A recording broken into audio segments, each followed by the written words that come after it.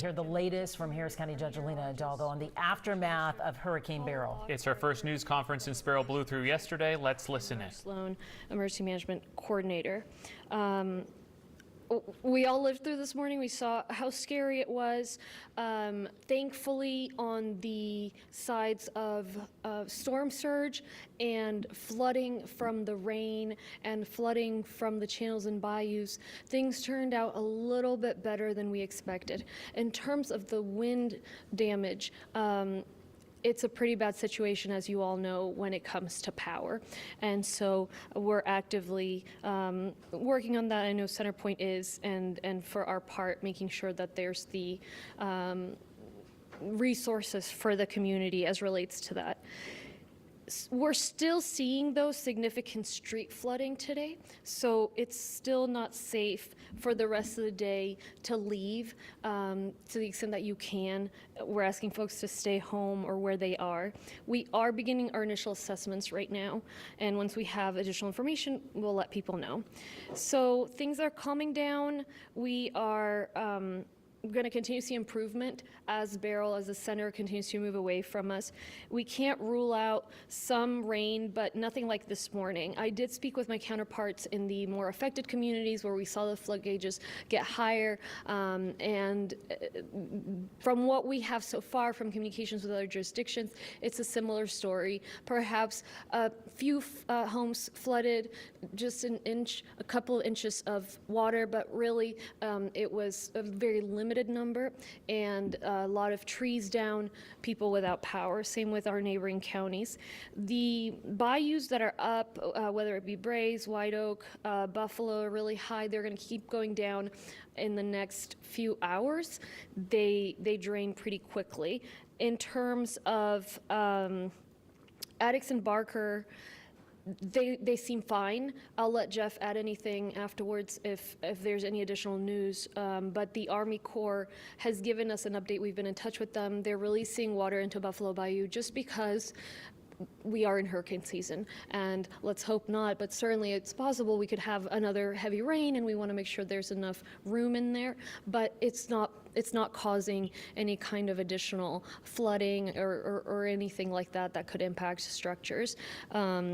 We've been in touch with them, looking at whether the water could at some point impact Highway 6 or those roads that go through, but so far it looks good. The heat, obviously, is the big problem. So it's going to be very hot. It's going to be very humid. The heat index, like what we'd seen the past few weeks. So the power continues to be the main threat. So far, we've not heard, thankfully, of any additional casualties beyond the gentleman who died in Humble and the lady in Spring. In terms of rescues, we have had a total of 47 high water rescues in Harris County. That's a good number. I mean, we don't like anybody having to get rescued. We don't want to put first responders at risk. But given that we had a Hurricane Beryl through, it's really not as high as it could be. So 32 of those have been done by Harris County agencies, 15 rescues by City of Houston agencies. We are at at level 1 still until later today, and around maybe 6 o'clock we'll evaluate the possibility of going to level 3, increased readiness, just because the threat, obviously the main threat has passed and the flood threat remains, so that's what we're waiting for it to recede.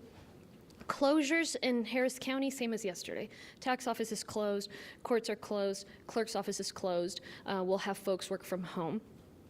There are 2.2 million people without power in the CenterPoint service area in the region, around 1.6 million in Harris County without power. So as expected, more people lost power than during the derecho. That 2.2 million is a huge chunk of the service area. So, I mean, we all know the vast majority of us are without power. Good news there, and we'll hear more from Paul Locke if people have questions, is, as you know, they had requested 7,000 crews to come down from around the country, and we already have several here, so we were at over 10,000 crews that were going to come. last time, it took some time for the folks from outside our area to get down here. This time, I'm told there will be boots on the ground. These 7,000 crews will be here in the region working on our lines, working on our poles, and working to do as much as possible to address the power issue. There will also be, according to Centerpoint, a clearer picture of the timeline by sometime tomorrow. So like last time, you'll remember they said, okay, for everybody who's not impacted by a transmission tower, they should be back within this long, and everybody else, it'll be longer, or if it was your own weatherhead or whatever. So we'll have, they're planning to have an answer like that with a timetable at some point tomorrow. With the help of first responders, both our engineering department and our fire marshal's office are beginning initial assessments. Those are important for us to see if we can reach the thresholds to achieve federal support for our residents. And also, you know, there may be government buildings impacted, there may be roads that we really need to clear, et cetera. We are touching base at the staff level as well with all of our 34 cities in Harris County. And as I said, I reached out to several of my counterparts, mayors and county judges in the more impacted areas.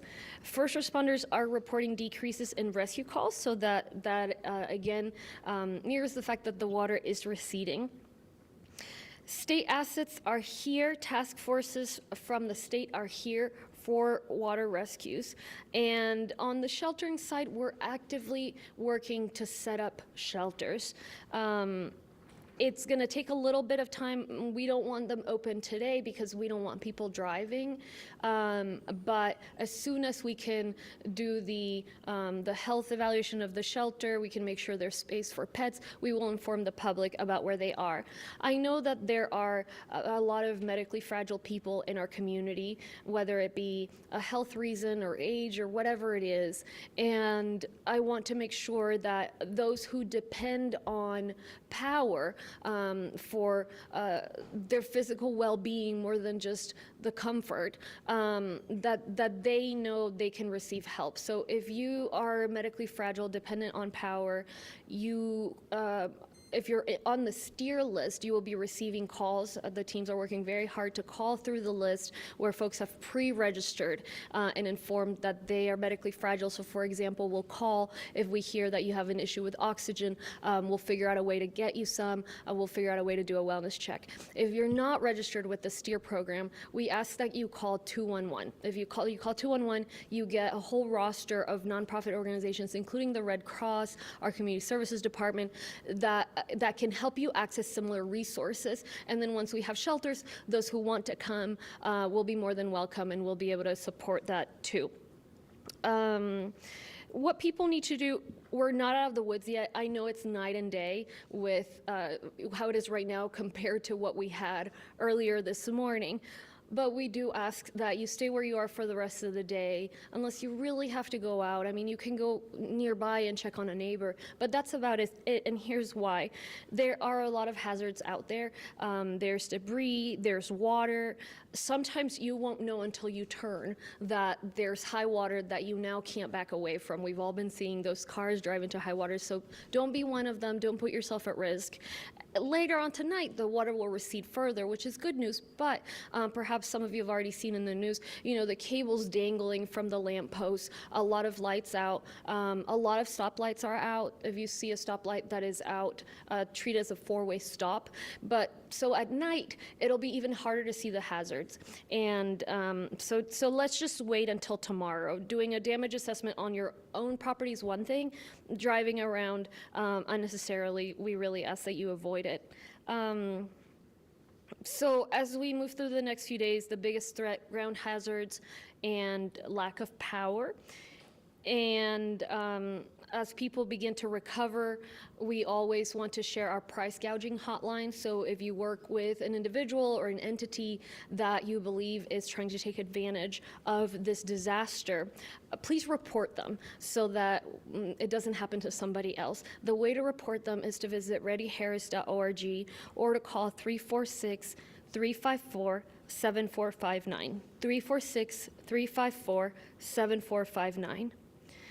I hope folks know that we're here, we're working through this. I know everyone's doing everything they can to try to get the power back.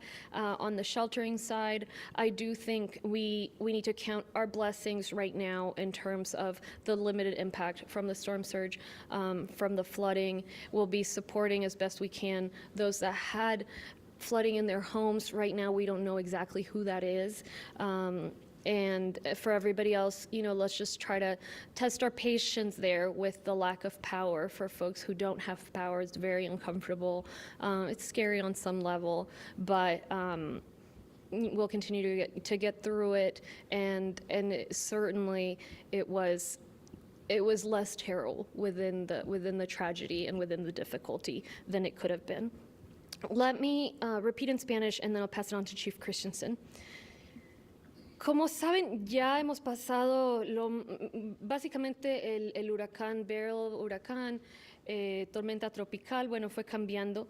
Ya todo se está tranquilizando y a medida que el centro de la tormenta se aleje de nuestra área, vamos a continuar viendo menos y menos vientos, menos lluvia. Entonces, de aquí en adelante son en general buenas noticias. Ahora, todavía hay esas bandas de lluvia que de repente van a pasar, pero nada muy severo. He hablado con varios de los alcaldes, los jueces del condado, de los condados vecinos y los alcaldes en las ciudades afectadas, y todos me dicen lo mismo que estamos viendo nosotros, y es que hay inundaciones en las calles, algunos hogares, pero no muchos, y si se han inundado será de repente 1 o 2 pulgadas, pero en general el problema más grande es la luz. Entonces me imagino que ustedes están lidiando con esa dificultad, muchos de ustedes. En los bayous, bueno, tenemos todavía bastante elevados los niveles en Brace, en White Oak, en Buffalo, pero van bajando. A medida que pase la tarde, va a seguir bajando esos niveles, esas inundaciones en las vías van a bajar, el calor regresará. Entonces vamos a estar alrededor de los 90 grados, pero con la humedad que va a incrementar por lo mojado que está la tierra. Entonces el índice va a ser muy alto, nos vamos a sentir como si estuviéramos a 100 grados Fahrenheit o más. Entonces hay que prepararnos para eso. Las marejadas ciclónicas que podían haber sido un problema grande, al fin no lo fueron. Las inundaciones, la verdad que fue menos de lo que pensábamos iba a suceder. Entonces esas son buenas noticias. En cuanto a personas que hayan fallecido, solamente hasta ahora, bueno, igual es muy trágico, pero gracias a Dios no sabemos de más fallecimientos. En adicional, está el señor que murió en Humble y la señora que perdió su vida en Spring. En total, rescates en lugares donde hay inundaciones han habido 47 en total en todo el condado, 32 por departamentos del condado Harris y 15 rescates por la ciudad de Houston. Estamos todavía a nivel 1, el nivel máximo de activación, pero más tarde, entrada la tarde, por ahí a las 6, bajaremos a nivel 3, que es el segundo más leve, y vamos a estar pendientes en lo que bajan las aguas. En cuanto al condado, mañana va a estar igual que hoy, todo cerrado, desde la oficina de impuestos hasta las cortes, y van a trabajar nuestros empleados desde la casa hasta donde sea posible. Hay 2.2 millones de individuos o hogares sin electricidad en este momento en la región, 1.6 millones de ellos en el condado Harris. Entonces es un porcentaje enorme de los clientes totales que tiene CenterPoint, y sé que es muy incómodo. Las buenas noticias es que los 7,000 equipos que vienen de otros estados a ayudarnos aquí en Texas ya están, ya mañana van a estar físicamente arreglando los postes de luz, arreglando las líneas eléctricas. No hay que esperar los varios días como la vez del derecho, y mañana por la tarde, me dice CenterPoint, ya van a poder darnos más o menos una proyección de cuánto se tardarán en restaurar la electricidad, bien sea para las personas que dependen de que se haya caído una línea de transmisión versus otro tipo de dificultad. Departamento de Bomberos y también el Departamento de Ingeniería, con ayuda de los primeros respondedores, ya están comenzando evaluaciones iniciales para ver cualquier impacto impacto mayor a las carreteras o escombros muy grandes que haya que recoger. Estamos en contacto con todas las ciudades del condado, ya está bajando el número de llamadas de rescate. Y ya han llegado las ayudas del Estado. Más que nada son recursos estatales para rescates de agua. Centerpoint, como les dije, ya viene en camino. Y en general, a largo plazo, pues es prepararnos más fondos para el control de inundaciones. Todavía esto no ha acabado. Sé que se ve relativamente bien comparado con esos vientos tan terribles que pasaron esta mañana, esa lluvia, pero como les digo, hay muchas inundaciones, muchas vías bajo el agua, y seguro han visto en las noticias tantos automóviles que se han inundado, ahí se quedaron muchas veces. Uno no se da cuenta que no puede uno pasar hasta que da la vuelta y ya no hay cómo salir. Entonces, si quiere evaluar la condición de su casa, esa es una cosa, pero salir y conducir sin necesidad, por favor no lo haga. Igual no hay casi nada abierto, entonces de verdad intente quedarse donde está hasta mañana. Esta noche, ok, el agua va a ser menor en las calles, pero van a ver los escombros que no van a ser visibles. Además, muchísimas de las lámparas, de las luces en las vías están fallando, no funcionan, inclusive están colgando de cables. Los semáforos también, tenemos cientos de semáforos que no funcionan, entonces pues es peligroso. Bueno, vamos a seguir manteniendo todo el mundo al tanto. En cuanto a refugios, estamos trabajando para establecer refugios para quienes necesiten uno lo más pronto posible. Tarda un poco de tiempo en lo que se evalúa el sitio, la condición del sitio, si puede recibir mascotas. Hoy día no los abrimos porque no queremos que la gente esté conduciendo sin necesidad.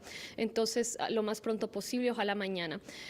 Los individuos que tienen condiciones médicas, que dependen de la electricidad para su salud básica, llamen al 211, hablan español, puede llamar, tenga documentos o no, y se les encontrará alguna ayuda. Por ejemplo, si dependen oxígeno, le llevarán oxígeno, ese tipo de cosas.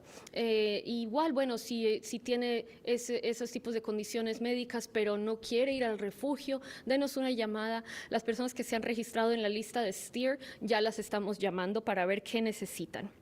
Lo otro es, final, aquí es la línea contra el aumento injustificado de precios. Van a haber contratistas, vamos a estar trabajando con distintas entidades, entonces si ve que alguien está tratando de tomar ventaja, por favor repórtelos para que no tomen ventaja de sus vecinos. Reporten en readyharris.org o 346-354-7459. 346-354-7459. Entonces, en conclusión, fue mejor de lo esperado. Sí fallecieron 2 personas, veremos si hay más tragedias, ojalá no, pero debemos agradecer que no fue tan terrible como pudo haber sido. Fue un huracán fuerte, pero en general hemos sido pues bendecidos, y ya ahorita con lo que viene con este calor y sin luz es muy incómodo, es desesperante, pero va a estar trabajando Centerpoint en eso, y al menos para la gran mayoría de la comunidad no va a ser un tema de salud tan serio. Entonces, gracias nuevamente por hacer caso a nuestras recomendaciones, y los mantendremos al tanto. We'll hear now from Chief Christensen. Thank you. Good afternoon, Laurie Christensen, your Harris County Fire Marshal. Tonight is going to be critical. We all know that most of us don't have power. I know my family's in the same situation. What I'm going to do is recommend what we're doing. Get with your neighbors. If you can create a social media, maybe chat group or a text thread, do a roll call. Check with your not only your family members, but your neighbors. That is something we're doing, because what's going to happen tonight is people are going to start using their generators if they have them or they've borrowed them. And what's going to happen is that carbon monoxide that we've talked a lot about. We said over 430 people died last year. It's the silent killer. That carbon monoxide, when you go to bed tonight, it's going to travel into your home if you do not ensure it's at least 15 to 20 feet away from your home. Do not put it under the eaves. Please do not bring it inside of your apartment or your garage or your home. That carbon monoxide that comes off of there is very significant when it develops, and it puts you to sleep, and unfortunately things happen, and we can't even get there to save you because you can't wake up to tell us you need us. So I really want to encourage you, if you're going to use a generator, check with your neighbors. I mentioned yesterday, if you hear a generator cut off and all of a sudden you don't hear it coming back on, or you don't see a neighbor out there, go and check. Let's make sure that they're still okay in their residence. The other thing I want to talk about is, as CenterPoint is working diligently to get our power back on, something we don't think about is power's coming back on. You see the poles that are down. We're going to see, threads of the electricity that's going to come on, then it's going to come on, go off, those sort of things. That being said, if you're not using an appliance such as a coffee pot, you'd be surprised how much electrical energy that uses. Your coffee pot, your washer, your dryer. Unplug anything you don't need, so that when the power is restored to your home, you do not necessarily have an incident where it could create a surge and start a fire. Again, we're going to see this for several days, and I know we've got to start preparing that this may go on for days, but go ahead and make sure your family is safe by preparing your home. Unplug the appliances you don't need. Keep the generators out of your property. Keep them 15 to 20 feet away. If it starts raining again, please do not go outside and begin working on your generator. You could have an electrical shock because of that. Remember, you're plugging in extension cords. Check your extension cords. If you've got extension cords running and you've plugged that into your generator, do not back your vehicle over it. Make sure it's not in a walk area. That could fray that extension cord and again cause serious injury. Our greatest concern is that if you've made it through this storm, we know we have some recovery period.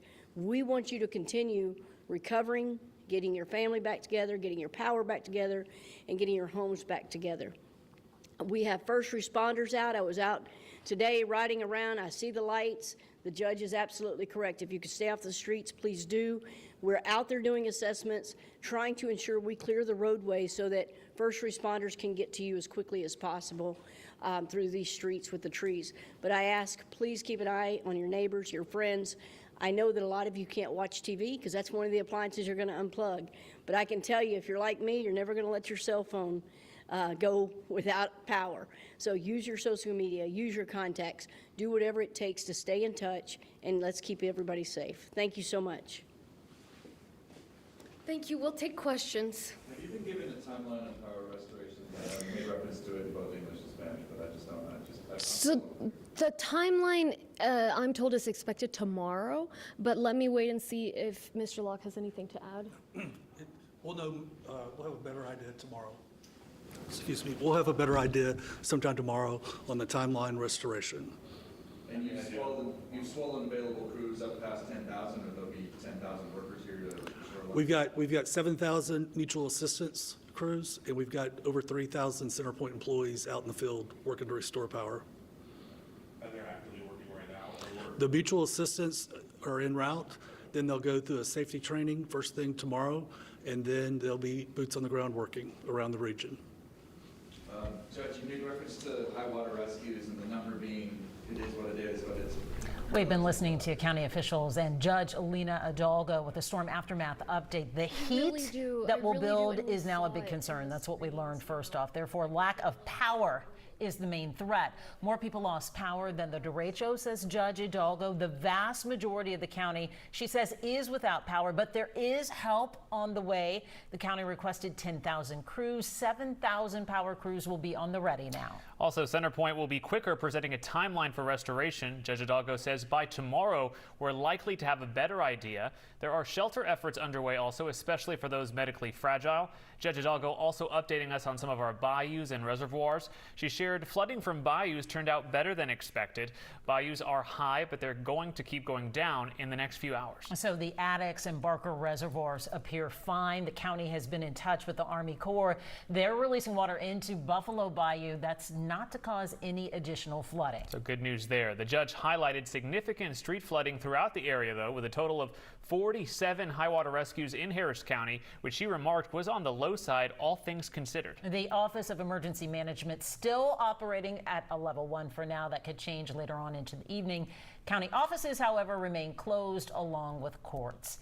Now we'll have the latest on Beryl's aftermath, including live reports. It's all ahead on KHOU 11 News at 4 o'clock. You can also stay with us online at KHOU.com or download the KHOU 11 app. You can point your phone's camera at the QR code on your screen. Be sure to turn on notifications for breaking news updates. We'll return you now to your regularly scheduled programming.